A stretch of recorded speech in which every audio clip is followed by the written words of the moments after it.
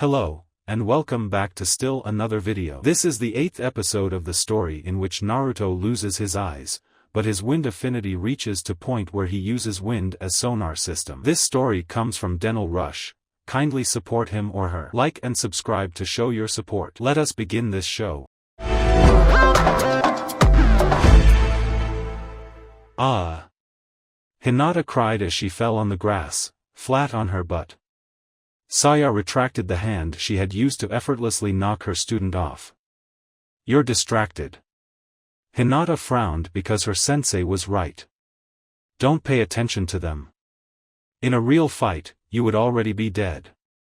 Boo but, Naruto-ku Hinata couldn't finish her sentence once Saya's left foot impacted with her face, sending her down to eat dirt. Don't be so pathetic, Hinata, you're making me sick. Focus on your training, or I'll hurt you. A lot. You can play with those two as much as you want, after training. Hinata whined and swallowed some blood. She ordered herself to focus, for she knew Saya would be true to her threats. But what was keeping Hinata distracted and unfocused on her taijutsu training? Well, a few dozen yards away. And this is the circular motion. Don't forget that your wrist rotates as you move your arm, first in one direction and then on the other. Naruto, standing right behind his apprentice, held her arms to guide them on the motions for one of the signature moves of Yokaziryu, the Wind Dragon Palm, Furyushu. Yes, got it. Hanabi declared, following the motion of her arms with her white eyes. The stance is also important. Naruto declared as he let his right hand rest on Hanabi's thigh, gently sliding it to the underside and pushing so as to make her open her legs a bit wider. If your stance isn't firm, your own wind will screw up your balance. Naruto Nai-chan, that tickles. Hanabi commented, followed by a cute giggle. Sorry. He went back to holding her arms. The problem with Yokaziryu is that it's weak. Naruto explained as he moved Hanabi's arms in the same circular motion again and again. Wind does whatever the hell it wants, so it's hard to control it without hand seals. That's why we have to do this. Look at me. Letting go of Hanabi, he walked a few steps backwards, waiting for the girl to turn around to face him. Once she did, Naruto assumed a stance and began to make the motions by himself. Use your Byakugan. The first thing you do is eject your wind chakra to the air around you. Then you use your arms and your chakra to make the air move with you so that it gathers around your hand. When Naruto's right arm was crossed around his head, the hand pointing backwards, he smiled. Then you release it. Furyushu. Shoving his hand forward in one rapid motion, Naruto unleashed a small cyclone in front of it. Hanabi closed her eyes as the scattered winds blew leaves and dust all over the place. There are two problems. Naruto continued. The moment you release the wind, it blows out of control. Air is just gas, it tries to fill out space, it doesn't move in a single direction. The second problem is power. There's only so much wind you can gather in this way. Ninjutsu doesn't have this problem. That's why Futon Jutsu are powerful and wind taijutsu, well, it isn't so much. You will never really hurt anyone with Furyushu. The point of the technique is the whole knocking back effect. Sayaka-chan calls it battlefield control. Hanabi tilted her head. Then how do you make really strong attacks? Naruto smirked. Sayaka-chan won't tell me. She said I have to figure that out myself. Now, you practice the motions, and don't use Byakugan. That's cheating. You have to get a feel for the flow around you. Like your sister. Check it out. Now this is much better. Hinata was relentlessly attacking with her hands coated in flames. Saya's hands were also bathed in flames fed by her own chakra, which she used to parry her students' attacks. Hinata's left hand went for a straight thrust which Saya pushed outwards with the back of her right hand. The Hyuga girl's other hand went for a low blow, but Saya's left hand grabbed Hinata's fist and pushed it to the right. Hinata winced as Saya's flames overwhelmed her own and seared her skin. Concentrate, Hinata. Let your flame be your mantle. My flame shouldn't hurt you. Hinata responded by pushing Saya's right hand back inwards, leaving Saya's face within reach of her left hand. The taijutsu expert did notice this and let go of Hinata to quickly move to the girl's right, but the heiress immediately spun clockwise while her right hand made an ample upwards arc. Saya reacted by taking a step backwards, which allowed her to evade the trail of flame Hinata's hand left in the air as it moved. Good, but you need to be faster than that. Naruto turned back to his student. Hina-chan's fire style is a bit easier because she's the one creating the flames, so it's just a matter of chakra control. We don't create our wind, we use out chakra to move the air around us. To do that we need both elemental chakra control and the right katas. Now, get to practicing. Yes, Naruto-chan. Naruto smiled. It was good to teach such a good student. Naruto was realistic, he knew Hanabi's taijutsu would surpass his. It was just a matter of when. That suited him just fine. He was becoming more of an all-rounder, blending taijutsu, futon ninjutsu and fuinjutsu to make a fighting style all of his own. He greatly regretted his deficiencies using genjutsu, but it was impossible for him to learn how to manipulate his opponent's senses when his own were lacking. Besides, even if he couldn't use illusions, his blindness and his wind manipulation made him a nigh-impenetrable fortress against enemy genjutsu. A familiar tingling feeling in his head summoned his attention. A few yards away, Saya effortlessly batted Hinata away like a mosquito and gazed at somewhere in the thick sea of tress surrounding their house. Ever since Shiki taught Naruto Hakapu Fuin Kekai and modified the barrier surrounding the Horizon grounds to include him, the boy had gotten quite familiar with the sensation felt when the barrier was trespassed. The visitor announced herself the moment she noticed she was being watched. Good day. Hinata frowned. Saya raised an eyebrow. Hanabi acknowledged the newcomer with a glance and resumed her repetitions. Naruto smiled. Uchiha-san. Saya greeted the visitor. Uchiha Mikoto, wearing a rather plain yukata, bowed gently and elegantly. I see you are rather busy, Horizon Saya-sama. I was unaware you had an apprentice. We are trying to keep it private. My lips are sealed. Mikoto smiled in a way that could only be described as cute. Saya sighed. She would never admit it, but Uchiha Mikoto was one person she actually envied. The Uchiha lady was the embodiment of feminine Saya was never able to become. Mikoto turned to the Horizon heir. Well met, Naruto-kun. What's up, Ne-chan? Saya felt like slamming her hand on her forehead. She had already figured out manners were the one thing Naruto would never absorb like a sponge. Mikoto, however, seemed unbothered by the boy's choice of greeting. I am quite well.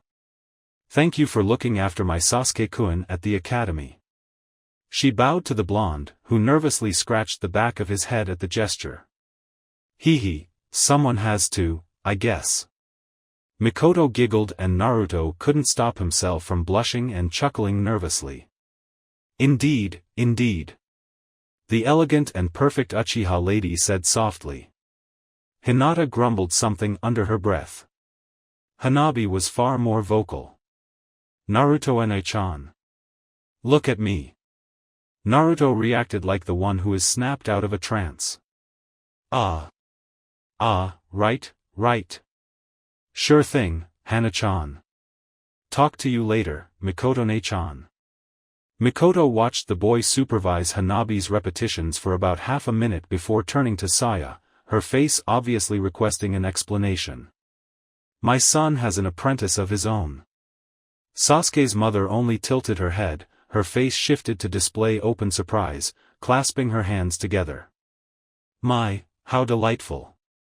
Saya walked away from Hinata and closer to Mikoto. The Hyuga heiress fought the urge to shoot a deadly glare at the newcomer, knowing that Mikoto would easily notice it.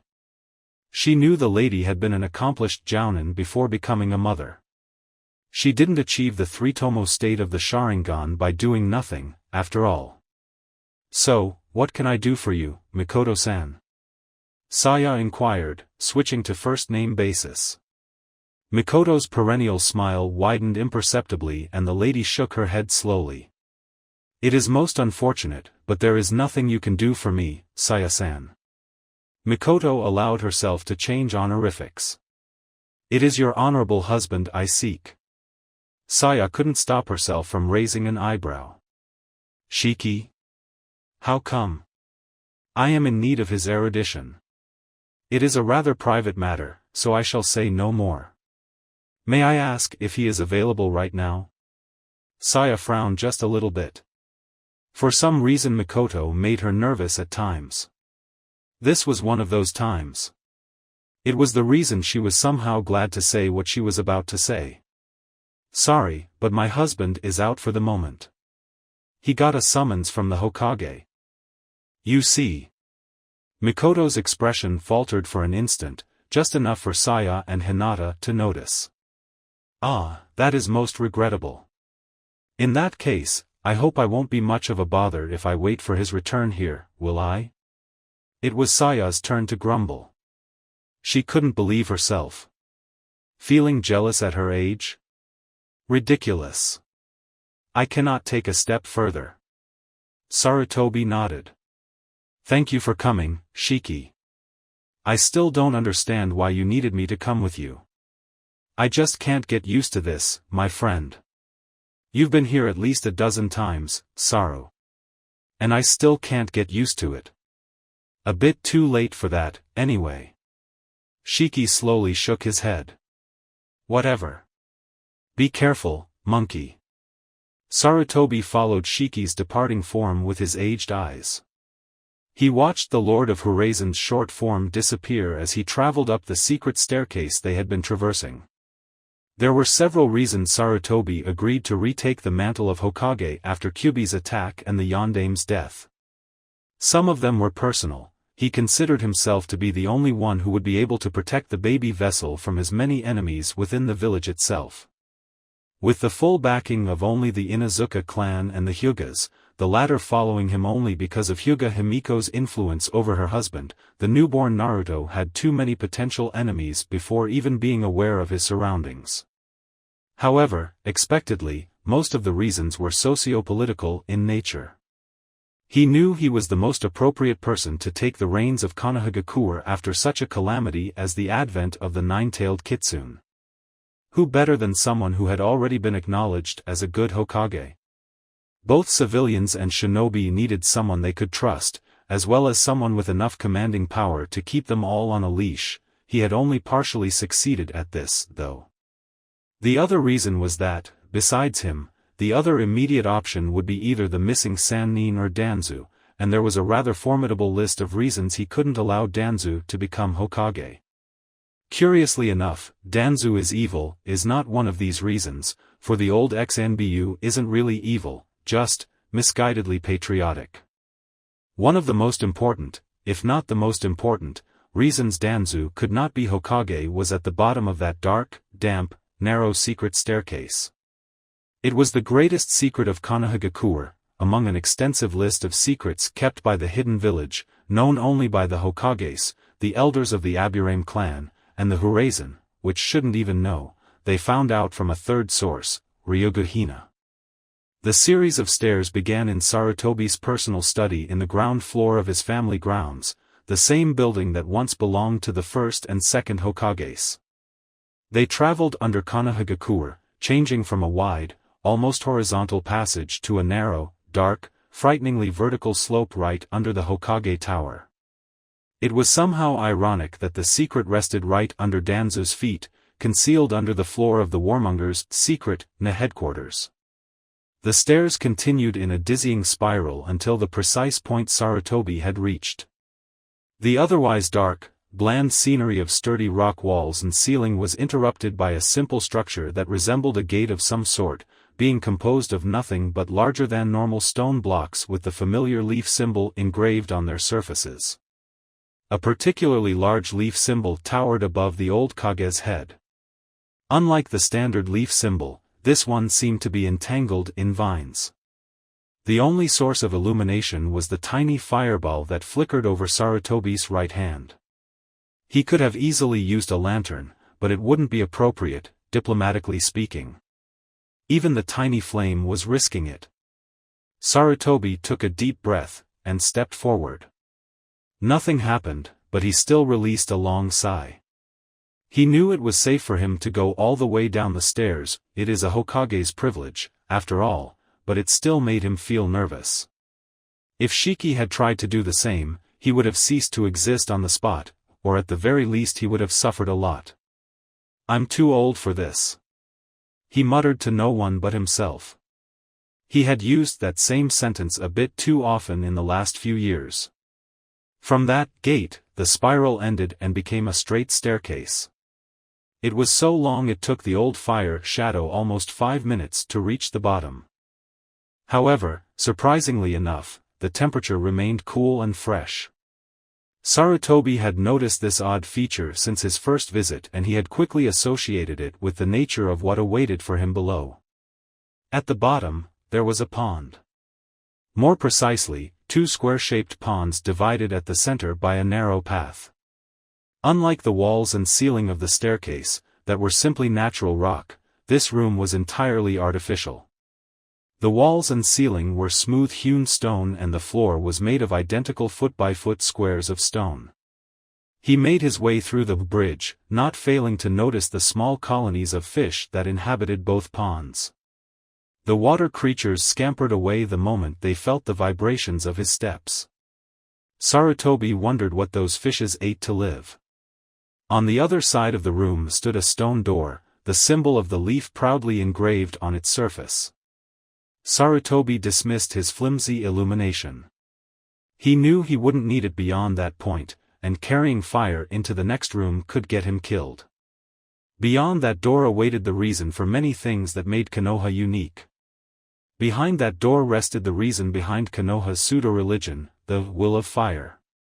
Behind that door resided the reason behind Konohagakure's unique approach at ethics and moral values, one that directly conflicted with their status as a military, shinobi settlement. Sarutobi sighed. It was time to meet the goddess of Konohagakure. "I am here, Morikawa-sama." "Ah, San-kun. Do come in." Saya deliberately took her time serving the tea. Shiki sat straightened on his large chair.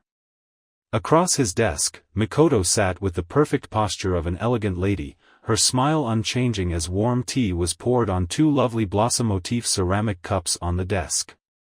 "Thank you very much." Saya turned to her husband. Mikoto only saw the two exchanging a glance, after which Saya made her way out of the study room. "I get the feeling you exchanged more than you glances just now, Horazen-sama. Can you read each other's minds?" Shiki smiled in amusement. "We do not need to." "So, what is it that you need from me?" Mikoto didn't answer, choosing instead to try Saya's tea. "Ah, this is Tamario Kuka, right?" "Indeed. Saya is fond of strong flavors." "Wonderful. But I guess you are a busy man. I understand you had some business with Hokage-sama?" "He requested my assistance, yes. Something minor." "So. Ah, yes, my bad. First of all, I'd like to extend my thanks for taking care of the Uchiha finances in my stead." Mikoto actually lowered her head in mild embarrassment. "I don't really have the slightest idea of how to handle such matters. I didn't know what to do with the clan grounds, either. When Hokage-sama proposed me to leave the clan's financial matters to the Horazen clan, I immediately agreed. I know I'm leaving them in good hands." Shiki had listened in silence. He managed to hold back his chuckling until she was done. "Horazen-sama?" "Ah, Mikoto-san, my apologies. The thing is, I'm not the one you should offer your gratitude to. I'm not the one managing the Uchiha patrimony. I already have my own matters to take care of. I don't have the time necessary for that kind of work. And I wasn't the one who went to the Hokage to discuss the Uchiha money on the first place. Your finances are been taken care of by my heir. It wasn't very often that Mikoto felt surprise. She was a kunoichi, after all. An Uchiha to top it off. But Shiki's words did it. Naruto-kun? Yes, Naruto. Shiki declared, not bothering to hide his amusement at Mikoto's reaction as he enjoyed Saya's delicious tea. His mind is bursting with ideas and he somehow finds time to do 1,000 things every day. I guess his uncanny ability with Kage Bunshin contributes greatly to this. But, how? Long story short, he got a hold of the Uchiha property records in the city archives the first time he acted as Hokage? That's another story. Anyway, he saw that nothing had been done since the clan's annihilation and asked Sarutobi about it.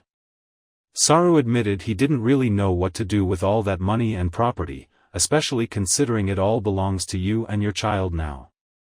About a month later Naruto showed the third a scroll as long as I am tall, explaining his Horizon plan for the bastard's money. By bastard, he meant Sasuke. Mikoto shook her head, but her expression didn't show a hint of annoyance. I know. Yes. Shiki nodded. Anyway, Sarutobi got your approval, and that's it. Most of your husband's paperwork is in Naruto's bedroom now. If he didn't know how to use storage seals he'd be flooded in paper, the poor lad. But, how can he? Naruto has more theoretical knowledge of economy than most Kages or daimyos learn in their lifetimes. What Kages and daimyos have in spades that Naruto lacks is hands-on experience, which is why I'm letting Naruto do this. I do keep an eye on him, of course. I assure you I will intervene in case he makes any critical mistakes. So far, however, he has done just fine. He has had both losses and gains, but that's normal in the money world. Your clan's balance remains positive and overall just around 3 lower than it was by the time Itachi defected. But, how can he? I do not mean to offend, but he's blind. Yes. His blindness does not stop him from pursuing the shinobi career. Senrigan grants him a unique form of perception. It does, however, hamper his attempts at reading, which might be the problem you are suggesting. Fortunately for him, he has all the secretaries and assistants he needs and more among the Hyuga clan. They are helping him rewrite every single document to a size he can actually read. Even then, he has told me that reading demands too much chakra, so most of the time he just has someone read things for him. I see. In that case, I have nothing more to say. Her expression regained its usual content smile. I do guess I should not reveal this to my son. He wouldn't be happy to know we are being fed by Naruto-kun of all people. I guess not. Oh, now I remember, Naruto has just gotten started with the Uchiha's properties outside Konoha. He might look for you about that. I will help him in every way I can. That you should. But I take it this wasn't the only thing you needed to discuss with me. Mikoto gently lowered the hands that held the teacup after one long sip. Certainly, it isn't. I would greatly appreciate it if you could tell me everything you know about the Manjikyu Sharingan. Hyuga Hinata was in the middle of a dilemma. Sitting on the ground of the schoolyard with the other female students in her class, she was waiting for her name to be called. It was the final taijutsu test they would have. As such, it would influence their chances of taking the final exam to graduate out of the academy. She wasn't nervous. Why should she? For some stupid reason the teachers only set up same-gender matches. Hinata was absolutely sure she could obliterate any of her female classmates in taijutsu, if she used Karyu. Even without Karyu, her subpar Juken and the standard academy taijutsu should be enough to make all the girls but Yamanaka Ino and Okimoto Ami nothing but pushovers. Even those two, the strongest at taijutsu, after her, were no match against Hinata's superior speed. The matter was that she wasn't supposed to show that superiority. She was supposed to be cute, shy, quiet Hyuga Hinata. Insecure, self-conscious, unable to lift a hand to hurt anyone, she found this last part hilarious. It was the reason she wasn't the top student instead of the Uchiha or Haruno Sakura, even if the idea of people thinking Haruno Sakura was better than her made her feel sick inside. No offense towards the pink-haired girl, but, just no. She had already decided not to show her taijutsu skills. The question was a lot simpler: should she win her fight, or should she lose?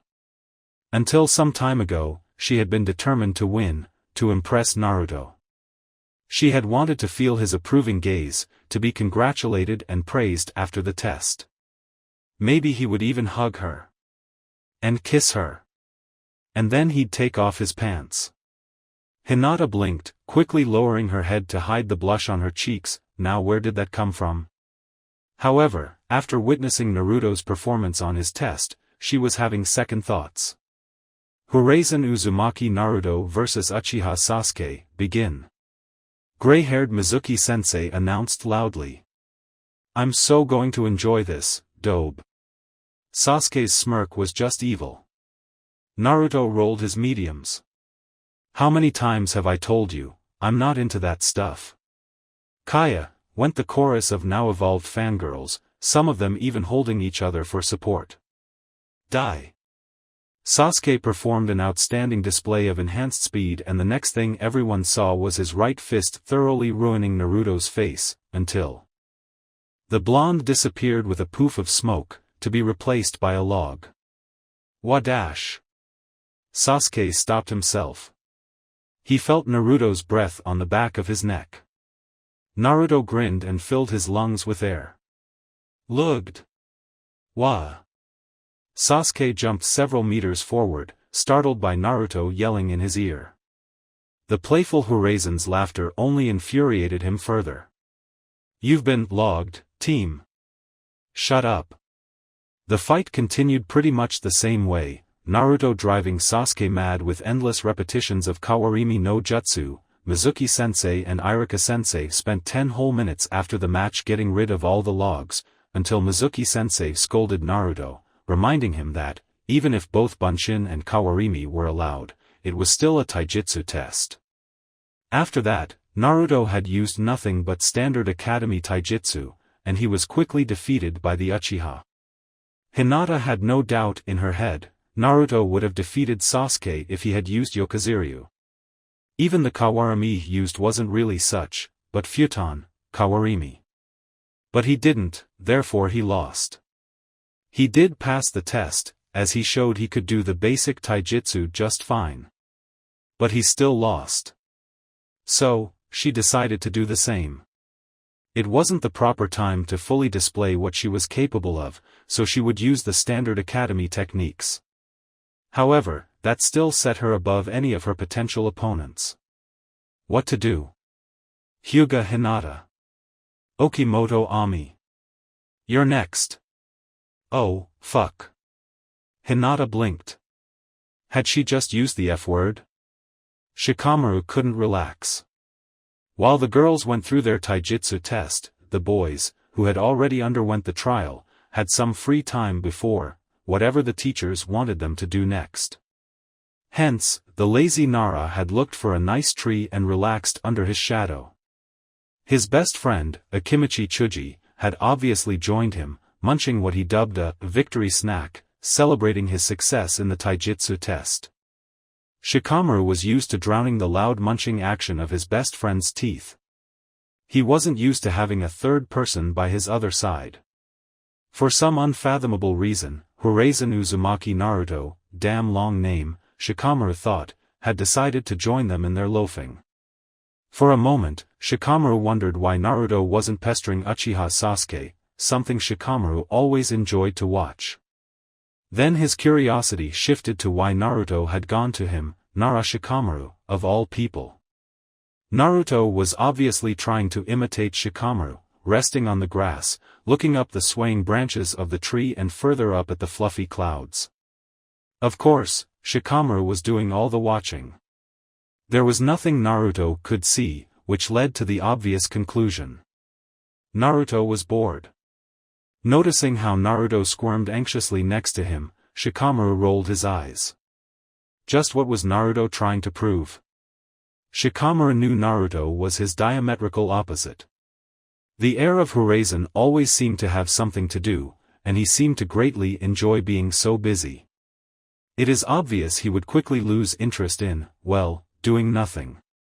Oi, Naruto. What? Naruto jerked his head to face Shikamaru, which almost scared the taller guy. It was a bit unsettling, having that blindfolded face so close. What exactly are you doing?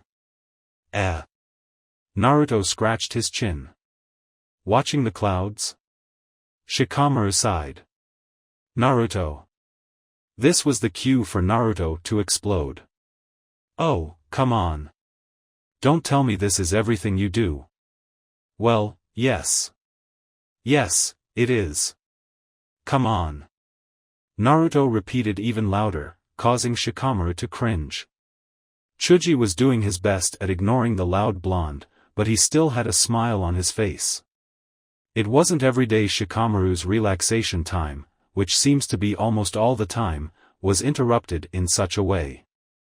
This is boring. Naruto declared. Shikamaru groaned.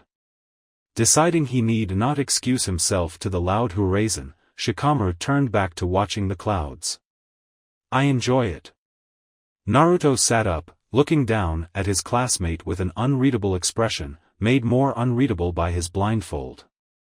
He stayed like that long enough to make Shikamaru feel uncomfortable, before he spoke.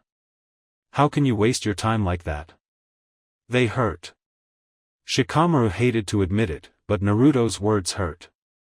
Mind your own business. He found himself saying. That didn't deter Naruto from speaking his mind, though. You know, cool and interesting things to do will not just pop up in front of you. He smiled. That's why I like Fuinjutsu so much. The challenges never end. Shikamaru was about to retort with something, anything, when a chilling scream flooded the academy, startling teachers and frightening the younger students. Shikamaru frowned. That was. Chuji was already on one knee. The girls. Naruto already had a lead of 7 meters. Fast. The two surprised youngsters exclaimed as one. Ayano. Ayaha. It burns, it burns. Hinata shivered, holding her hands together as if in prayer. Her face showed nothing but fear and confusion, which was shared by her fellow classmates. What had just happened? The particularly large female bully was crawling and rolling on the ground, scratching her body as if she wanted to disembowel herself using nothing but her nails, shrieking and screaming in a way that Irika could only associate with the dungeons of the ANBU Torture and Interrogation Division. Mizuki. Take her to the infirmary, now. Alright. The gray-haired instructor, as startled as Irika, needed a second to react and carry the girl away. This proved to be a challenge with all her shaking and screaming. 2 other girls trailed him. The others followed them with their eyes. The male students had also shown up, nervous and intrigued, some more than others. Even random people from the street who had heard the horrible screams of pain tried to take a look and see what had caused the scene. Hinata stood at the middle of it all.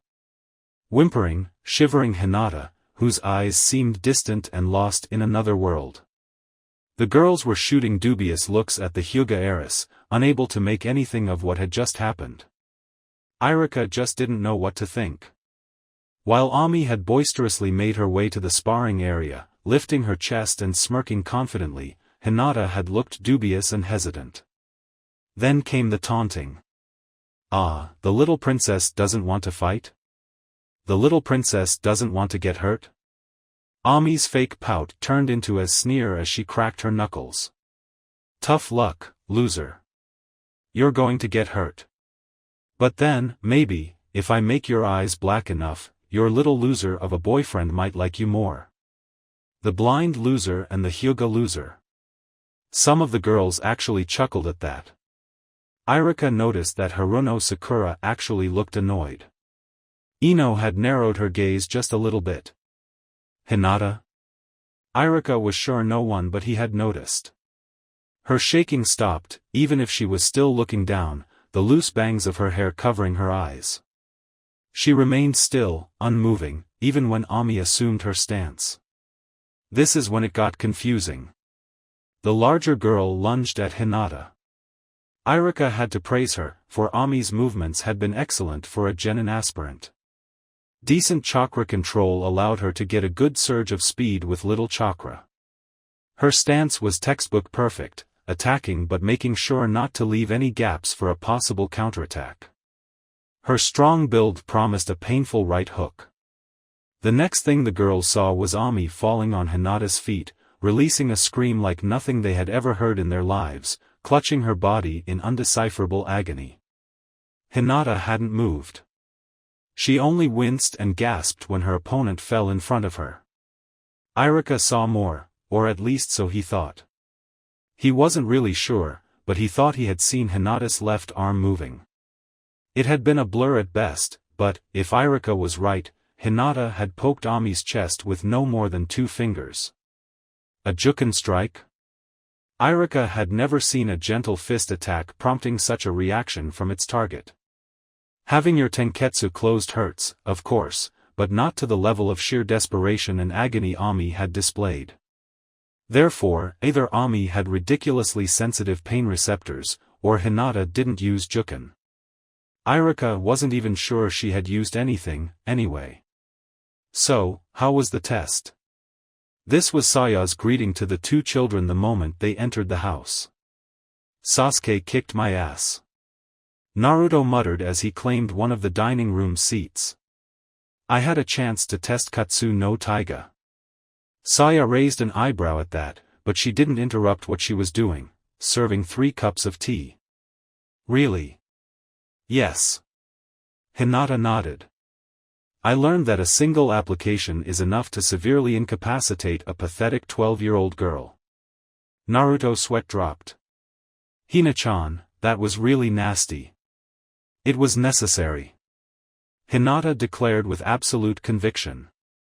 May I pick the scrolls, sensei? Please. Naruto watched Hinata's departing form as she left the main house toward Saya's dojo. Scrolls? I'm introducing Hinata to the medical arts. Well, not really.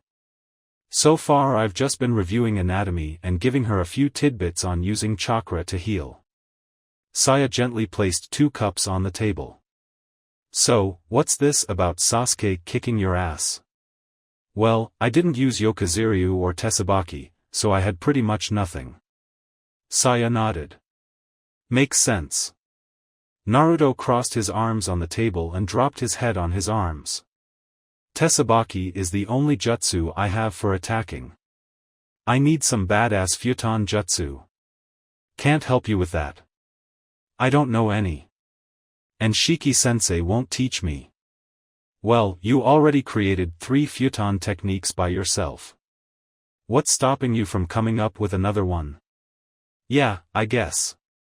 I know I have Yokoziryu, and I could use that, but, well, I'm supposed to be a ninjutsu type. Saya couldn't hide her proud grin. Oh, so my boy figured out how to really dish out damage with Yokoziryu? Naruto returned the grin. Ages ago, just haven't told Hana-chan. If I could figure it out, she can. Seriously, it's obvious if you think about it a little. I even came up with a new Yokoziryu move. Well, it's not really new, it's just a big-ass Furiyashu. It doesn't have a name yet. Hack Kyufushu. Huh. It's called Hack Kyufushu. Naruto pouted a bit. So it's not original? Saya rolled her eyes. You just said it, it's just a big-ass Furyushu that actually hurts. You think no one has come with that idea before? She playfully smacked the back of his head. Idiot. Naruto only grumbled something inaudible, before perking up again. Ah, but I'm working on another one. And this one's definitely original. I just have to figure out the spinning. Whatever, boy. So, how's your little girl? Huh? Hanabi. Ah, Hana-chan.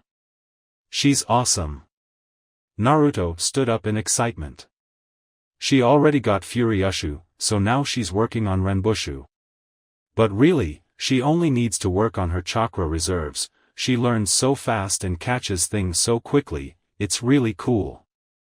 He sat down again. He had yet to touch his tea. So what comes after that? Naruto took his pensive posture. I guess it would be, how did you call it? Kyufushu. That one should take a while. And then? Naruto lowered his head. And then I wouldn't have anything else to teach her. Saya, unlike Naruto, was greatly enjoying her tea. But I take it she's having trouble with Renbushu, right? Naruto smiled. You can tell, eh? Yup, she's too small. Her hands are too small and her hits would be too weak to do Renbushu. So, how are you working around that? Naruto shrugged. Speed. Speed and wind bursts with every hit. She has to move faster than me to do Renbushu. And she'll probably need fewer hits. She'll pretty much come up with a new combo. Saya nodded. That's my boy. It was around that time that Hinata returned. Naruto asked Saya to let him stay and listen to her lecture, much to Hinata's surprise and joy. They had the final written exam the next day, therefore there was no point to Naruto studying for it. Unable to read, he was basically doomed to fail it. The following day Naruto found himself in Shiki's office. Unrolled on the table rested the scrolls containing his answers to Shiki's general written test. As for the academy written test earlier that day, as expected, Naruto had spent the whole time racking his brains to come up with ideas for new jutsu and seals. Hinata was positive she had aced the exam. For some reason, Sasuke was giving Naruto the silent treatment. Cue the yaoi fangirls coming up with all sorts of bizarre theories. I am very pleased with this exam, Naruto, even if near the end your calligraphy gets a bit jumbled. Naruto chuckled nervously and scratched the back of his head. I was kind of in a hurry there. That doesn't explain this sake stain over here. Enko did it. I had to rewrite the last questions because she spilled her sake all over my scrolls. Oh. Anyway. You did surprisingly well in economics. I liked your lines on inflation. Hee, thanks. Now, while I could praise your achievements for a while, I would like to talk a bit about the one question you skipped, Naruto. Naruto nodded. Of course he remembered the question. It had been in his mind since the day of the test. No amount of studying and preparing himself for whatever Shiki would throw at him could have prepared him for such a question. Clearly state the weaknesses of Futon, Fujin Senrigan no Jutsu. So, Naruto, did you skip it because you don't know the answer? Naruto crossed his arms. I have an idea, but I get the feeling it's too simple for you, sensei. I know there's something you want me to figure out, I just don't know what. Shiki smiled. You know me well enough, boy. So, what can you tell me? About Senrigan's weaknesses. Well, I know thick smoke blocks it. I guess the same goes with mist, fog and stuff like that. Shiki nodded. But that's not much of a problem, I mean, I can just use wind to get rid of that stuff, right? Shiki nodded again. Certainly. What else? Sometimes, when I'm walking around town, and there are a lot of people, it gets kinda messy. I mean, it all becomes one huge mess of freaky colors and I can't tell one person from the other. So large crowds confuse Senrigan. I guess using more chakra corrects that problem, right? A lot more chakra. Naruto nodded. The option is controlling every single strand of wind current, but I would need, like, crazy chakra control to pull that off. True. Anything else? Nope, not really. Shiki nodded. As expected, Naruto hadn't figured it out. Naruto, the worst weakness of Senrigan is the way it works. How? Why? Think about it. What does Senrigan do? You release streams of wind nature chakra to the air and use them to read the air currents around you. If necessary, you use your chakra to create those air currents. You create a cloud of chakra around you which feeds you information your brain converts into a visual output. So? What's wrong with that? Shiki sighed. Sometimes his air could be quite slow. Stealth, Naruto. When you have Senrigan active, you kill any and all chances at stealth. Any ninja worth its salt can at least feel strong chakra flows around him. Some ninja are specialists at sensing chakra. No matter how well you hide, no matter how good your stealth is, the only thing the enemy has to do to find you is look inside the big moving cloud of chakra. The only reason you managed to infiltrate the Hyuga mansion during your stealth exam was because you planned your entry extremely well, and for that you deserve praise, but, really, in a real infiltration mission your perception jutsu is a terrible liability. Naruto's mediums had gradually widened as he heard Shiki's words and the truth behind them struck him like a ton of bricks. His mind was beating the shit out of itself for not figuring it out earlier. When Shiki was done, he waited for Naruto's reaction. The boy remained still for a few seconds, obviously immersed in a world of his own, before voicing his reaction. What do I do? Shiki didn't waste time responding. Figure out how to spend less chakra to get the same results. The cloud will always be there, but if you make it less dense, it will be harder to trace and outline. Chakra control. Yes. Naruto groaned. What about the cloud? I mean, even if I make it weaker, as long as it's there, there's a chance to find it, right? Right. So, is there any way to get rid of it? Well. Shiki clasped his hands together and rested his elbows on the desk. He was absently staring at the scrolls on the desk, but his mind was working on a wholly different tangent. I do have an idea, but... Oh, just tell me. Shiki chuckled. The boy's enthusiasm was contagious. The reason Senrigan works is because your wind nature chakra interacts with the chakra in the air. By means of this interaction you can detect the presence or absence of air, as well as the temperature. The chakra in the air? Remember, Naruto, there's chakra everywhere. Well, it's probably not appropriate to call it chakra, its nature it's different from our chakra, but the two energies can freely interact, like in Senrigan, so there must be some connection between the two. Naruto closed his eyes. I don't think I get it. I didn't expect you to. The relationship between chakra and these environmental energies is still unclear, even to the knowledgeable like me. Anyway, back on topic. If you could directly tap into the, let's call it, chakra, of the air around you, you wouldn't need the cloud. I do guess you'd need to expend chakra when activating the jutsu, setting up some sort of connection between you and the air around you. But, other than that, you wouldn't need to use your own chakra, certainly not the constant expense you incur with Senrigan. Ugh. Naruto scratched his right cheek. Sounds really complicated. I didn't get half of that. I know. Shiki lowered his hands on the desk and leaned back on his comfortable chair. I'm not sure I'm even making sense. Even then, that would go way beyond great chakra control. That would be absolute mastery of the wind element.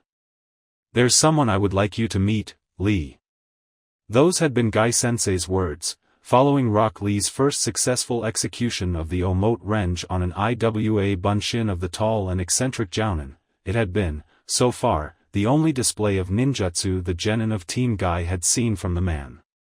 Right after that, Guy had dismissed both Tenten and Niji, saying that training was over for the day. The Hyuga genius simply nodded and walked away, probably to train someplace else, his teammates thought. The truth was radically different. He felt in the mood for a visit to the Hyuga hot springs. He was sure it would be empty and available at that time. Tenten, on the other side, was curious, so she asked her teacher if she could accompany them. Normally, she would be the first to run away from any strange Guy Lee personal activity, oh, God, the spandex, but her sensei looked unusually serious about this. How could Niji just ignore such a thing was beyond her. Guy simply declared that it was not up to him to allow or deny her presence, and walked away, urging Lee to follow him. Tenten didn't hesitate to follow them. It didn't take her long to figure out their destination. Even if she didn't belong to a ninja clan, she, too, knew about the former training area 69, now officially labeled as the Horizon clan grounds. Then it hit her. They were going to Naruto's house. She didn't have time to wonder why before they arrived. And, indeed, the first thing they saw was Naruto. More precisely, Naruto's back. Yo! Ten-chan. Naruto greeted without turning around to face them. Who are the other two? I think one is your sensei. Ooh, greetings, Naruto-san. Guy made himself known. Good to see you are well. Lee? Yes. The shorter Guy clone hastily bowed. Sorry for the intrusion, Naruto-san. No problem, no problem. Naruto waved a hand dismissingly. I see, you changed your haircut.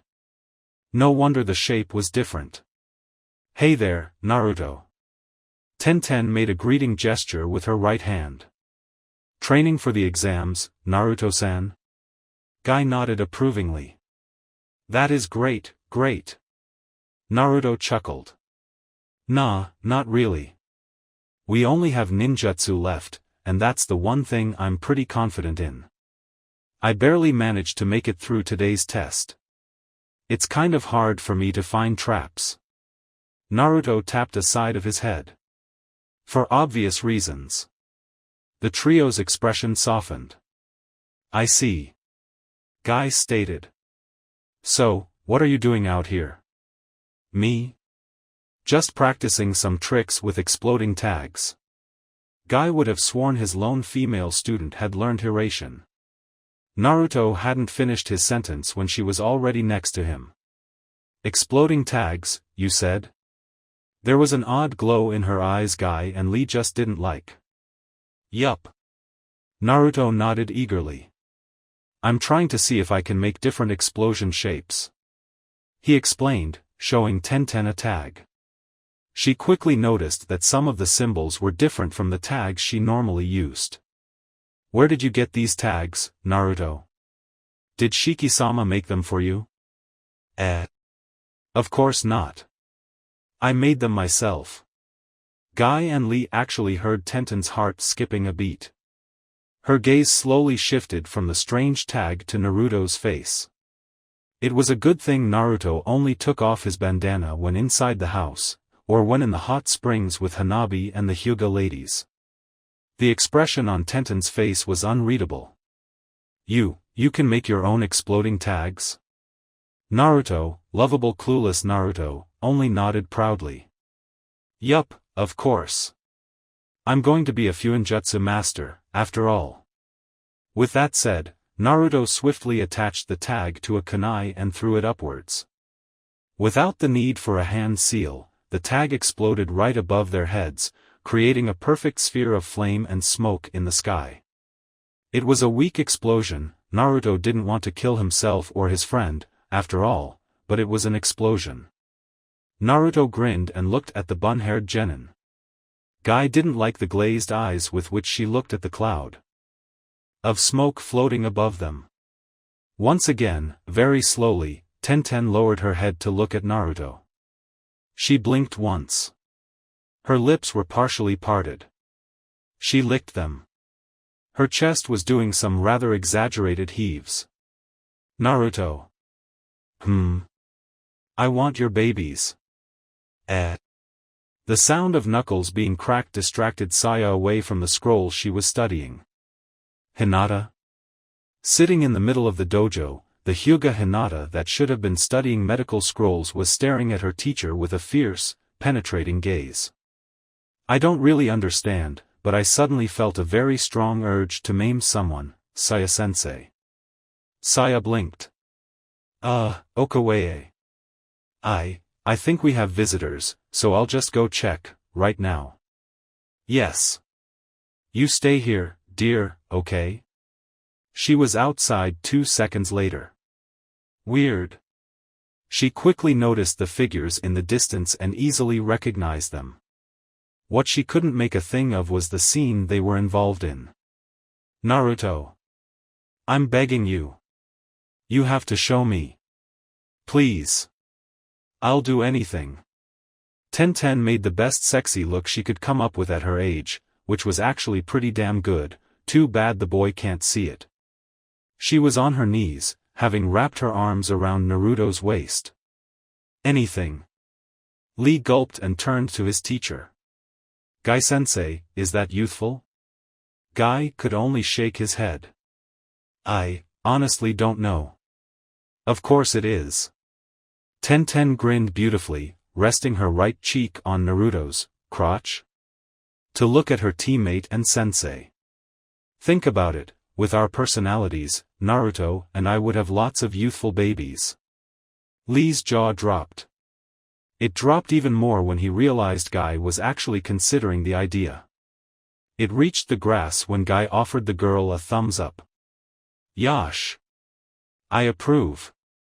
Naruto-san, please give Tenten lots of youthful babies. Naruto repeated. Tenten's grin was pure evil. I take my eyes off him for a while and you're whoring my child off, Guy-kun? Saya made her presence known with these words. With swift steps, she was approaching Naruto and Tenten. You ungrateful child you. Guy's eyes filled with bright when he noticed the newcomer. Saya-sensei. As usual, your beauty shines brightly like the blossoming flowers under the spring sun. That was enough to bring Naruto out of his Tenten-induced funk. Both he and the girl clinging to him raised an eyebrow in unison. What the hell? Saya only smiled gently. Thank you, Guy-kun, but that doesn't forgive you for not coming to visit in, what? 5 years? Guy looked at everything but Saya before bowing profusely. I'm sincerely sorry, sensei. Right. So, why today, of all days? Guy's expression made a complete turn. He seized Rock Lee by his shoulders and placed the boy in front of him. Saya-sensei, this is Rock Lee. He performed Kaimon today. Saya's smile disappeared. Ah, that explains the dream. Lee perked up at this last word. Nobody failed to notice it, not even Naruto. Saya's smile was almost predatory. Boy, Lee, was it? Yes. Rock Lee, at your service. He introduced himself with a courteous, if a bit hurried, bow. Right. So, Lee, did you have a dream last night? Do you happen to remember it? Everyone looked at Lee, who blushed a bit with all the attention. Why yes, ma'am. I dreamt of a dragon. Guy's eyes widened in a way that scared Tenten. Saya nodded. Her scales were a light blue, kind of metallic, and it had long golden horns, blonde hair and green eyes, right? She was resting at the base of a waterfall. Lee frowned. No, ma'am. The dragon I saw had dark blue scales. Its hair was long and black, and it had 2 short silver horns. Its eyes were blue, not green, and it was on some sort of garden. I remember it very clearly, ma'am, which is strange, because I usually do not remember my dreams. It was Saya's turn to frown. Black hair? Mari? It's obvious Hina was warning me about this kid with that image of herself. Why would Mari send her image to this boy? She has nothing to do with the gates. Saving this information for later analysis, Saya moved to the task at hand. Whatever. I guess it's time for the talk, huh? Naruto jerked as far away from Saya as he could, actually dragging Tenten with him. The talk. Wah. Saya rolled her eyes. Oh, knock it off, you wimp. It's not that talk. Naruto still didn't feel safe. Saya just ignored him and turned to the two. Clad in green. Follow me, you two. It was Tenten's turn to react. Gai-sensei? What about me?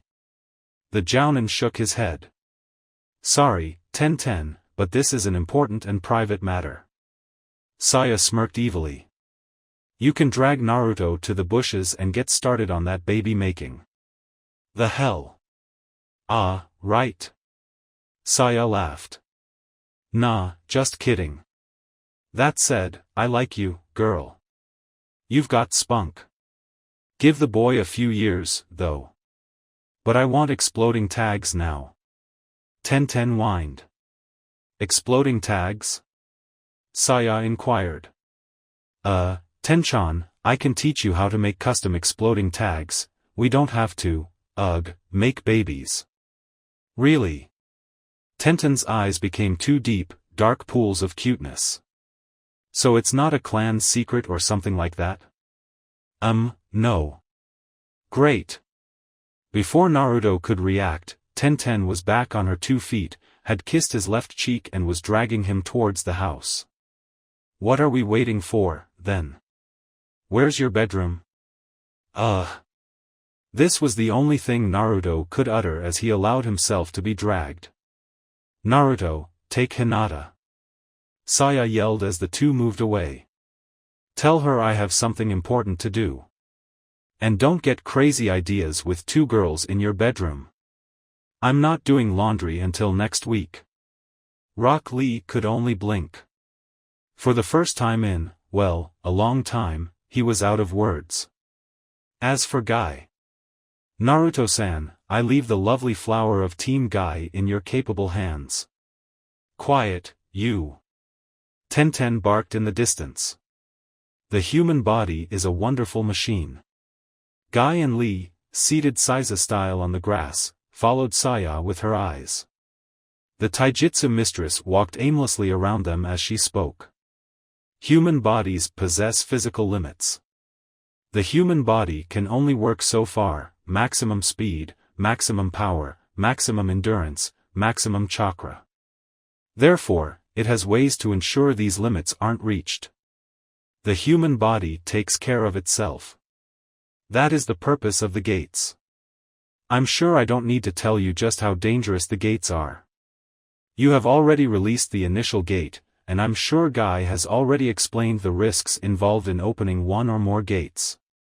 It's obvious that forcing the body to work beyond its natural limits is something that simply shouldn't be done.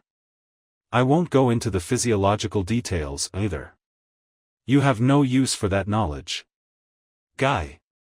The older of the green-clad shinobi was startled by Saya's sudden call. Yes, Saya-sama.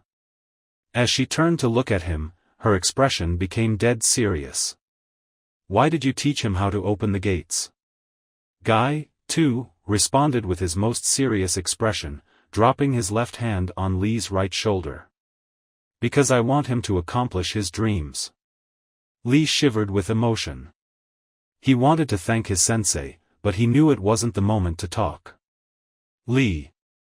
Horazan-sama? What is your dream? To prove that I can become a good shinobi with only taijutsu, Horazan-sama. Did you know of your disability before you entered the academy? No, ma'am. I am an orphan. Why didn't you drop out of the academy when you were told of your incapability to manipulate chakra properly? Lee's eyes narrowed in fierce determination. Because I want to be a shinobi, no matter what it takes. Saya didn't hesitate to ask. Why do you want to be a shinobi? Because I do not see myself doing anything else, Horazan-sama. Saya's green eyes challenged Lee's dark pupils, but the genin didn't hesitate. He didn't flinch. He didn't blink. His eyes were mirrors of his soul, and they told Saya everything she needed to know. After a long moment of silence, Saya sighed and turned her back to the master and the student. In the beginning, there were only 6, including myself. The original users of the celestial gates. Of those original 6, I am the last. The other 5 died a very long time ago. None of them died of age. They all died by opening the death gate. The same story has repeated over and over throughout history, by my apprentices and the apprentices of the other 5. The celestial gates are a terrible thing, Lee, my boy. Once you learn how to open the Wonder Gate, opening the last gate is only a matter of choice. The Death Gate lures you, seduces you with the promise of unparalleled power, and, in the end, everyone succumbs to that lure. Everyone. That includes your sensei.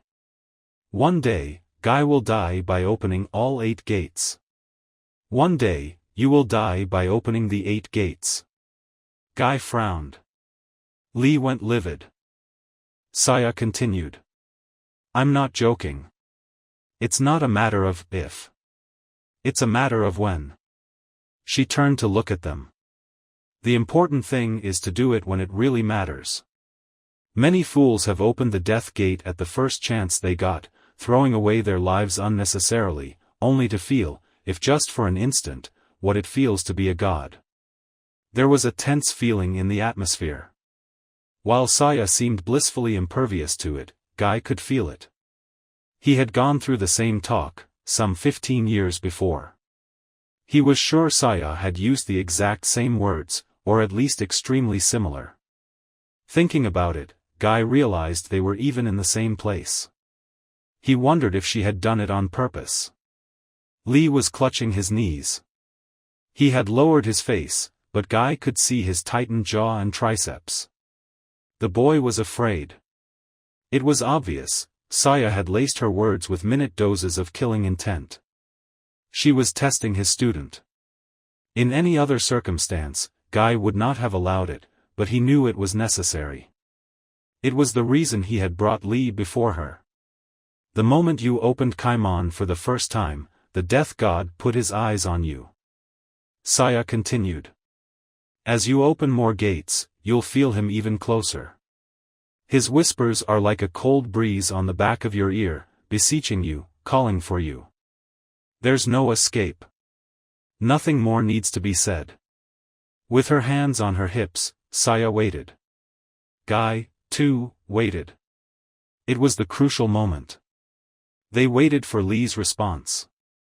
His next words could mean everything. Lee's long sigh was loud enough to be heard by the other 2. I thank you, Horazan-sama. I am very fortunate. Guy frowned. Saya only blinked. Lee raised his head to look at his sensei's sensei. His smile was serene, even if his eyes hid vestiges of tears. Unlike most people, I already know how I will die. Even better, I get to decide the moment of my own death. A tear escaped from each eye. Lee's smile widened, which made for quite the touching sight. Now I am certain. I will live, and I will die, to protect my precious people and my ninja way. I want nothing more. Lee. The young genin looked at his mentor. Guy-sensei. It lacked the usual emotion, but the affection and the gratitude were there. Lee. Guy repeated before capturing his student in an embrace. That was the cue for the boy to let go and burst into tears, finally succumbing to the fear, the pressure and the certainty of Saya's words. Saya only shook her head and sighed. Guy, I shouldn't have had to do this. The Jounin offered an apologetic glance at her. I am sorry, but I would have been unable to do it myself. Saya smiled, only a little. You're too soft. He is my precious student, after all. I am sure Lee, too, will bring his own student to you one day. It won't happen. Saya declared. I won't be around by then. Guy's body tensed, drawing the attention of his student. Jiegai-sensei? Lee inquired, looking up. Saya-sensei. Saya returned Guy's stunned expression with her gentle smile and swiftly changed the topic. You plan to show him the rest of the gates? Guy stared at the woman for several long seconds before looking down and uttering a laconic, yes. Saya's smile widened a little bit as she kneeled in front of the two males. Placing her right hand on Lee's left shoulder, she sought and claimed his attention. It's a shame, it's a real shame. If you could use chakra properly, I would seriously consider teaching you Fukyu no Ryu. You are a good boy. Keep that ambition strong in your heart. Become a good shinobi, make us proud. Lee sniffed and nodded. Saya turned to Guy. When he has learned Yura-Renge, teach him Gurenkyaku. Even if he cannot use it properly, I think he can learn it. Guy nodded. Thank you very much. When he was young, Saya made him swear not to teach any lotus technique other than initial and reverse without her permission. Saya finally revealed her full smile. You found yourself a good student, Guy-kun. I'm proud of you, and very happy. She put both hands on both the Jounin's shoulders, standing up as she did so. You have really grown up, haven't you? Before Guy could think of a reply, Saya planted a soft kiss on his forehead. Thank you for coming. After that, she walked away from the two, making her way back to her house. When the boy can open at least 5 gates, bring him to me. I might teach him a thing or two. Lee, still in his sensei's arms, looked up as his mentor blinked a few times, as if unsure of what had just happened. However, he soon came out of his mild daze, only to smile gently and look down at his prized student. Lee. Yes. Guy closed his eyes. 17 years ago, I met a girl. She was lovely, Lee, always smiling.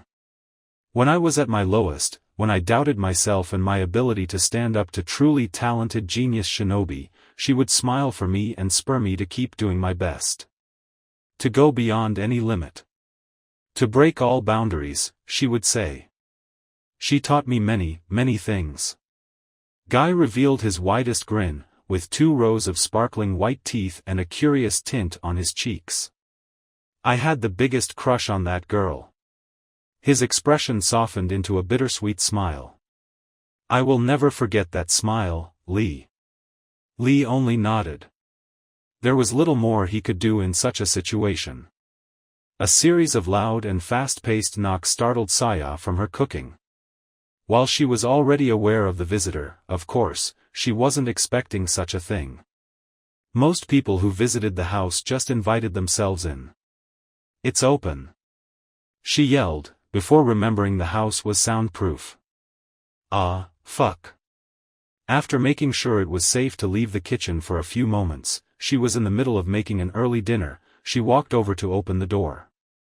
She was surprised by the sight of an agitated Hyuga Hinata. Ah, Hinata. The Hyuga heiress panted 2 more times before straightening her body and regulating her breath. Saya-sensei. Where is Naruto-kun? Saya blinked, and then smiled. Ah, so that's it. Come in. Why didn't Naruto-kun go to the academy today? Hinata inquired. Saya was already making her way back to the kitchen. Ah, he had to write a very long essay last night. It was his politics and economics exam. He only went to bed at sunrise. The poor kid is exhausted. They gave the results of the written exam today. Hinata's alarmed look hadn't disappeared, not even after Saya's explanation. Yes. Naruto only wrote his name on the answer sheet, so he said there was no point in going to school today if he already knows the grade. That's the problem. Hinata cried. His other notes are not enough to balance a 0 score in the written exam. He failed. Saya immediately turned to look at her student. The large spoon in her hand made a mess with the stew she was cooking. What did you say? Hinata was crying. Irika-sensei failed him. Saya's pupils contracted. She was gritting her teeth. Fuck damn it. She turned off the stove. I'm going to see the Hokage. Take care of the house. Saya had already walked past her and made it outside when Hinata reacted and turned around to look at her. What about Naruto-kun? The kid is tired, let him sleep. If he wakes up, tell him what happened. I leave him to you. She was gone an instant later, having departed in a burst of speed. Ayano. Hinata could only blink. She was alone. There was nothing but her and the compelling scent of meat stew. Wiping her tears, she went to the door to Naruto's bedroom. Naruto-kun. She knocked. As expected, she got no response, so she quietly and carefully opened the door. Ah no. She shyly peeked inside. Her small hands clutched the doorknob like a lifeline as her legs gave in. A spark of electricity went up from the base of her spine to the back of her neck and back down, ending somewhere between her legs with a thrilling sensation like nothing she had experienced before. Quietly, peacefully, Naruto slept on his bed. Shirtless.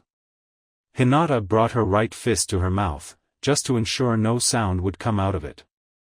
Her eyes followed the motions of his chest as it went up, and down, and back up. She swallowed. Naruto-kun? No answer. She very carefully made her way inside. Her eyes roamed his body and her brain memorized every single line, curve and shape of his well-sculpted torso. She knew all the boys at the academy had to have athletic bodies, well, except Chuji, but she also knew Naruto's was the result of years of carefully developed physical conditioning by a woman who knows as much about physical conditioning as a person can know. She would have been even more impressed if she remembered the Naruto before he was taken by the Urazen couple. Naruto-kun. Hinata bit her lower lip and tried to ignore the warmth between her legs. She sat on the bed. It was hard, but she made. Her eyes shift from his chest to his face. She eyed the whisker marks that had always intrigued her and his exotic and messy blonde hair. She set her hands on her lap, holding herself. She wanted to touch him. A scroll had unfurled itself off the desk and fallen on the hard wooden floor. Hinata recognized Naruto's big, clumsy handwriting, and she realized it was the essay Saya had mentioned. But that was of no interest to her. Very slowly, very carefully, and very gently, Hinata tapped Naruto's right arm. Seeing that there was no reaction from the boy, she smiled a little bit. She lifted the arm and placed it horizontally, granting herself the space necessary to curl next to Naruto's. When she was done, and knowing she hadn't upset the boy, she giggled in delight. Naruto-kun. She didn't take her eyes off him. She even minimized her blinking so as to not miss any detail. That face, that hair, those lips, that body, they were everything to her. Naruto-kun. Sleeping there, so peacefully, it was hard for her to believe he was plagued by any trouble. Most of the village still treated him rudely. His status as clan heir didn't help him much, as the Urazen clan was practically worthless to the civilian population. It was the Hokage's protection that kept Naruto's detractors at bay. His blindness, while generally overcome by Senrigan, still was a cause for trouble, as shown by his recent failure of the exam. And then there was Uchiha Itachi. Hinata cuddled closer. Naruto-kun, I'm becoming strong, thanks to you. She lowered her head and began to fiddle with her index fingers. I owe it all to you, Naruto-kun. I would be nothing without Naruto-kun. I made an oath. I will always be with Naruto-kun. By your side. That's why I must become even stronger, so that nothing can step between us. I will protect Naruto-kun, so that Naruto-kun stays with me forever. And Naruto-kun will protect me, right? She wrapped her right arm around his torso and buried her face on his right side. Her nostrils loaded themselves with his scent. Nothing will stand between us. Nothing will stop us. Nothing will stop our dreams. Isn't that right, Naruto-kun? Naruto mumbled some nonsense in his sleep, but unconsciously sought the new source of warmth. Hinata let go a tiny gasp when she felt his right arm around her waist, but this time she didn't run away. She embraced the deliciously painful spark that grew from between her legs and sent shivers all over her body.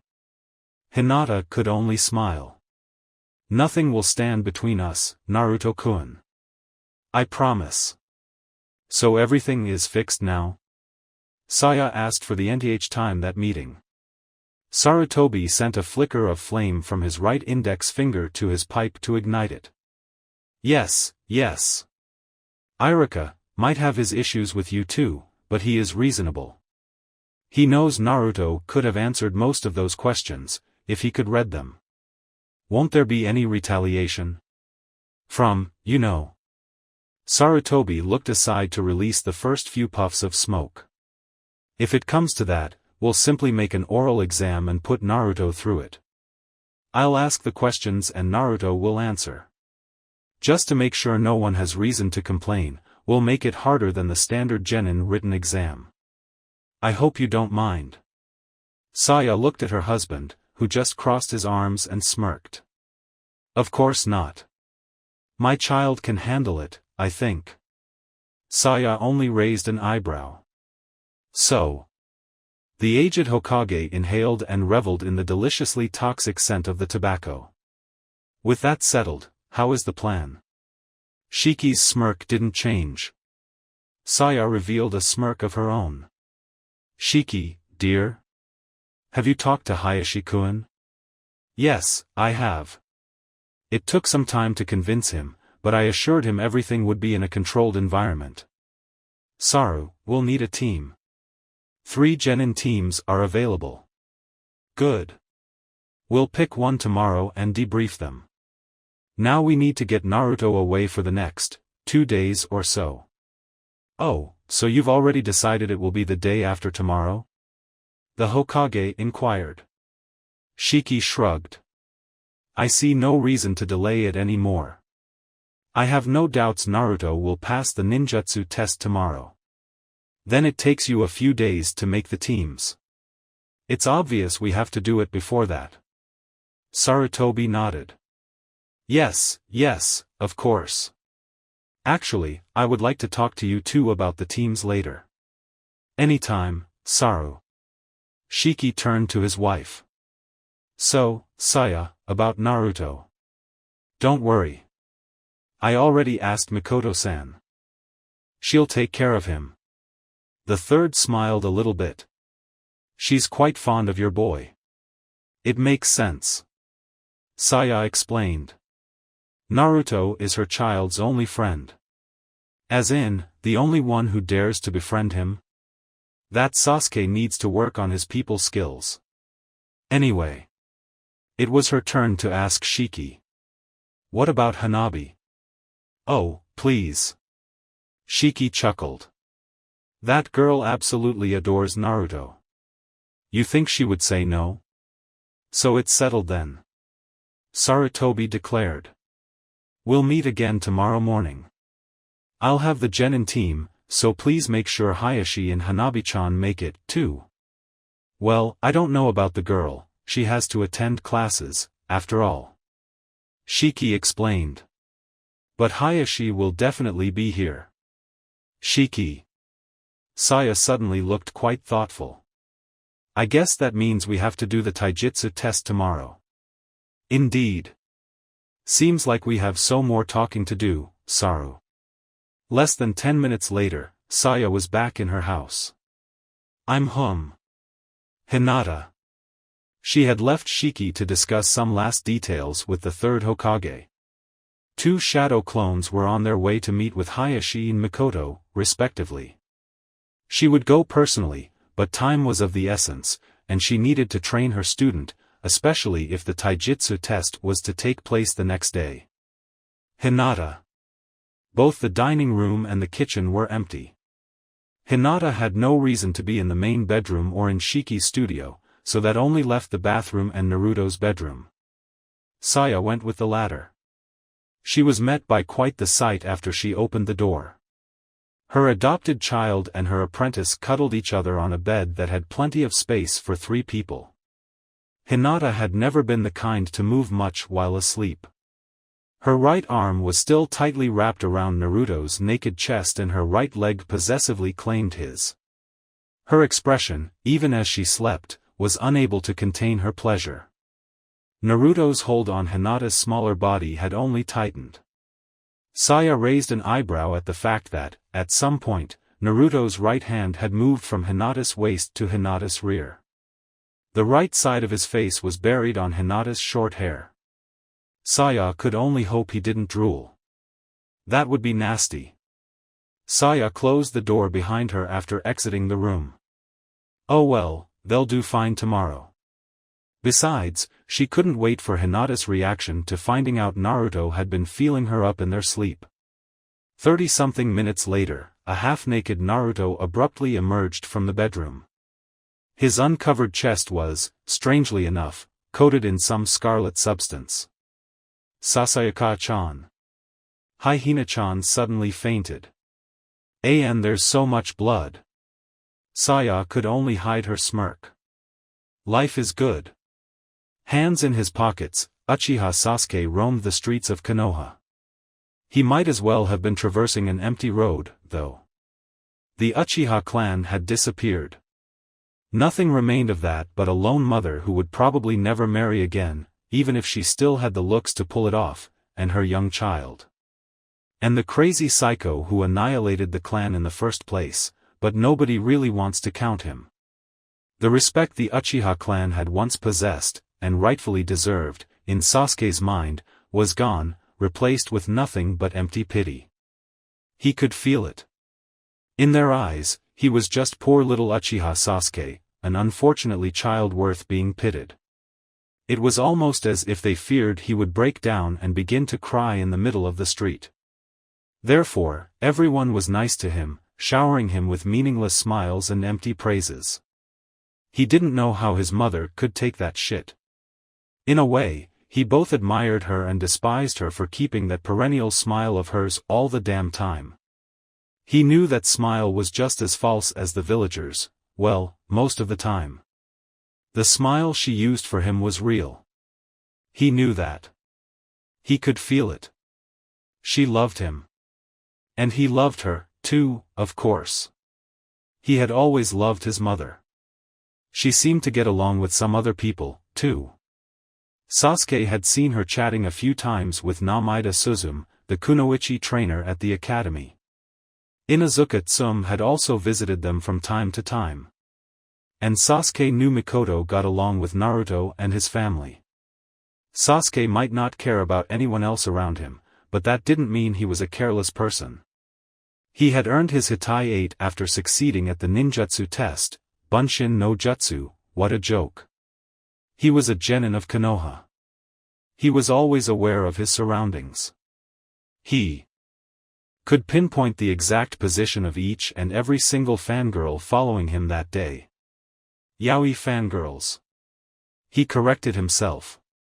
He was surprised to notice there weren't as many that day. He guessed those amongst them who failed the test were crying their loss, which only showed there was some measure of common sense in them. Hence, only those who had passed and those who were too love-struck to give a damn were around that day. Sasuke shrugged to himself. Oh well, what was he thinking about again? For some reason, the image of a smiling blonde with an orange bandana over his eyes struck his mind. Sasuke gritted his teeth and clenched his fists. Naruto, idiot. Hey, that kinda hurts, you know? Wawa. Naruto could only tilt his head at the sight of a surprisingly terrified Sasuke pushing himself against the nearest wall. How did you do that? Naruto blinked under his bandana. No. Naruto had replaced the orange bandana that usually covered his mediums for a brand new Hitai 8. How did I do what? Sneak up on me. The blonde chuckled and rested his arms behind his head. I eluded the military police when I was 5. Give me some credit, Sasuke. Sasuke's embarrassment took the form of a healthy blush. He noticed movement out of a corner of his left eye. Naruto. I have a wide area Senrigan active. I've noticed. Then why in all God's names are you bothering me if you know you're only enticing them? Naruto smirked. It felt good to be evil. Did you already forget, team? I'm staying over at your place tonight, he said, making sure to show the rather large backpack on his back. Sasuke swallowed the bitter taste in his mouth. His sharp ears detected a kya in the distance. He ignored it and fully focused on the object of his hatred. How was he supposed to know Naruto was thinking several steps ahead of him? The night before, an utterly pissed-off Sasuke had shown up at the Horizon residence with an invitation. For some reason, Mikoto had invited the Horizon heir to stay over the next night, much to Sasuke's dismay. Naruto, of course, hadn't hesitated to accept. Sasuke couldn't figure out his mother's reasons to pull off something like that so suddenly. He suspected a universal conspiracy to make his life a living hell. So, Naruto continued. If we're going to get along together at your place, we should get rid of that latest stick up your ass. What do you mean? Sasuke growled more than said. Naruto frowned. With a quick, unstoppable pace, he walked over to Sasuke until his face was 8 or so inches from the Uchihas. You've been ignoring me lately, Sasuke. I'm shocked, but it somehow seems you're angry with me. Sasuke was startled when Naruto slammed his left hand on the wall next to his head and halved the gap between their faces. Those who hadn't noticed the two did it after that. Naruto and Sasuke became the center of attention. And I would like to know why. Once again, Sasuke drowned the chorus of kya in the distance. Damn yaoi fangirls. He focused on what Naruto had said and felt his anger rising to boiling levels. At such a close distance, Naruto's Senrigan could barely detect the most notorious facial expressions. Sasuke's snarl counted as one of those. Are you looking down on me, Dobe? Naruto blinked. He was confused. Sasuke took the chance to push Naruto away from him. I already have to take that shit from everyone else, I won't take it from you. The next thing Naruto felt was a fist on his face. He stumbled back 3 steps until he fell on his right knee. Sasuke, right fist clenched, looked down at him with unsuppressed anger blatant on his face. The taijutsu match, you only made fun of me, you bastard. Only after that did Naruto understand. It was too late though. Why didn't you take me seriously? Sasuke yelled before lunging at the blonde with a roar. Naruto, however, rolled away from the attacking Uchiha while his ever-working brain quickly machinated a plan to kill 2 birds with 1 stone. Kage Bunshin no Jutsu. What the? Let me go. Naruto and a small army of clones grabbed Sasuke, lifted him over their heads and carried him to a damp, dark alley. A wall of shadow clones blocked all access to the alley, preventing anyone to see what would happen inside. Unless you were one of the ANBU on a roof, of course. If you weren't, well, you could only try to make something out of the noises coming out of the alley. Damn it, Dobe, what are you the hell? Stop it. Where the hell are you touching MMHFFF? While the yaoi fangirls were getting all sorts of crazy ideas, Naruto, pinning Sasuke down with his legs and holding him by the windpipe with his left hand, took off his headband/blindfold with his free hand. 2 glowing green and blue mediums glared down at the last male Uchiha in Konoha. Sasuke had to hold back a whimper. Those fake eyes still freaked him out after that day in the hospital. It's called deception, team. Naruto spat. Maybe you like bragging your pretty Uchiha powers to anyone who cares, but I like keeping what I can do a secret. Of course, if you want me to go all out and beat the shit out of you, you're free to show up at my place whenever you want. Sasuke blinked. It was all clear now. Naruto wanted people to underestimate him. He wanted people to see him as a clown who only knows how to make fun of others. Naruto just didn't want to show what he can truly do, and Sasuke was beginning to think Naruto could do a lot more than what he had originally thought. Sasuke felt like an idiot. He wasn't apologizing, though. He spat the clump of dirt Naruto had stuffed his mouth with to keep him quiet and responded to his glare with the patented Uchiha look of doom. Whatever. Get off me. Naruto smirked. Good to see we understand each other. Yeah, I get it. Get off me already. It's dirty and smelly here. Ah, the big, bad Uchiha can't stand a little dirt in his pretty Uchiha clothes? Shut up and get off me already. I have to thank you, team. Sasuke frowned. He didn't like the sound of that. Ever since you explained to me the whole yaoi thing, I've tried to figure out a way to get rid of the fangirls. Finally, today, I got my chance. Sasuke's frown became an alarmed look. He definitely didn't like the sound of that. Naruto's Magatama glowed in the dark. They made a perfect complement to the outright demonic smirk on Naruto's face. Sasuke. He whispered. Scream for me. The people outside could only blink and blush and the sounds they could get from inside the alley.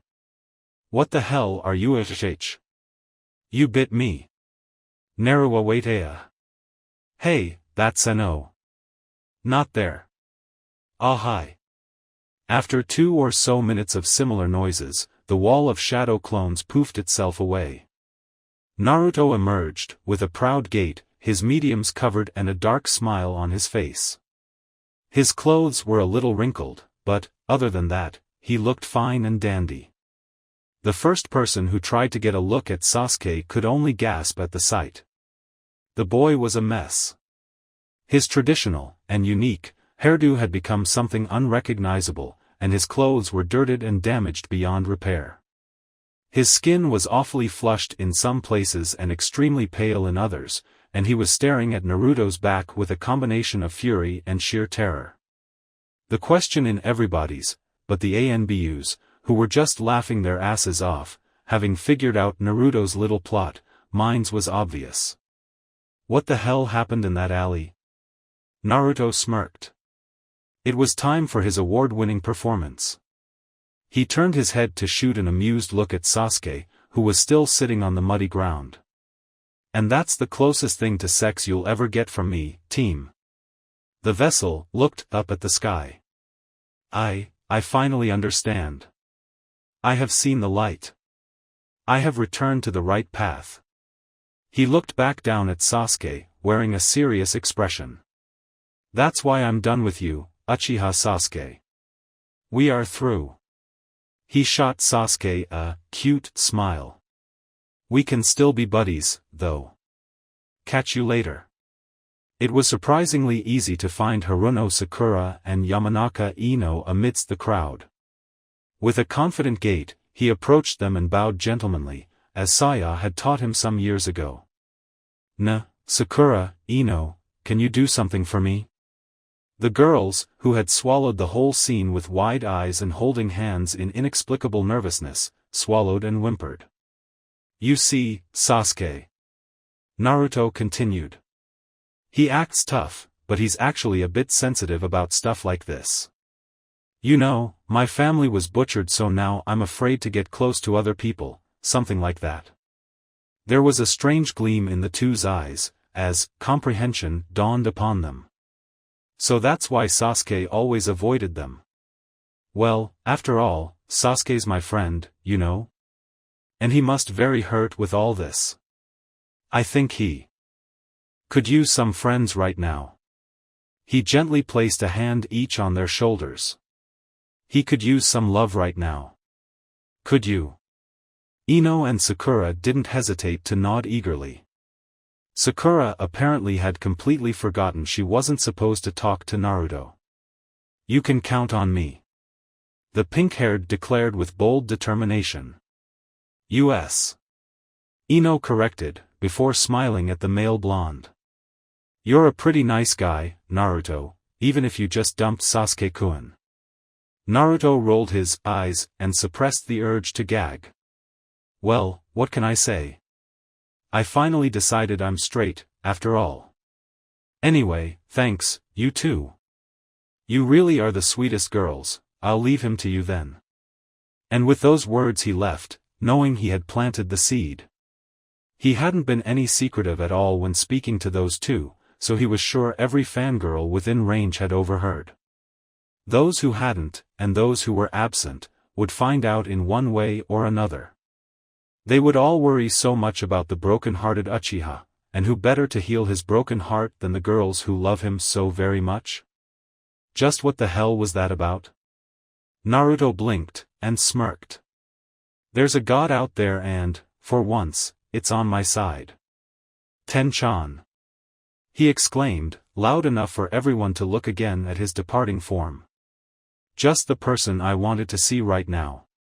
Ten-ten, having been just dismissed for lunch after another boring D-rank mission, could only blink in mild surprise.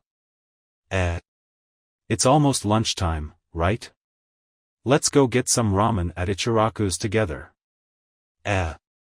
She didn't have anything against ramen, she just knew she had training in the afternoon, so she would prefer something more nutritious. Fortunately for Naruto, this was one of those rare days in which he said the right words at the right moments. Last time you left before I could teach you about delayed blast tags. He pouted. He hadn't finished the sentence when he found his right arm locked to Tenten's left. Take me, you manly man you. Great. And so, the crowd watched a pair of explosion lovers arm in arm and grinning like loons. All potential yaoi vibes from Naruto disappeared the moment the fangirls saw how he landed himself a lunch date in seconds. Sasuke, who was just getting up while his mind tried to figure out a way to recover his honor and to explain to his mother how he ruined his clothes, suddenly noticed he was the object of many looks. The crowd in the back wasn't much of a problem. The problem was the fact that he was surrounded by his fangirls. Fangirls who looked at him with big, shiny, teary eyes. Sasuke-kun. Poor Sasuke-kun. You are so sad. So lonely.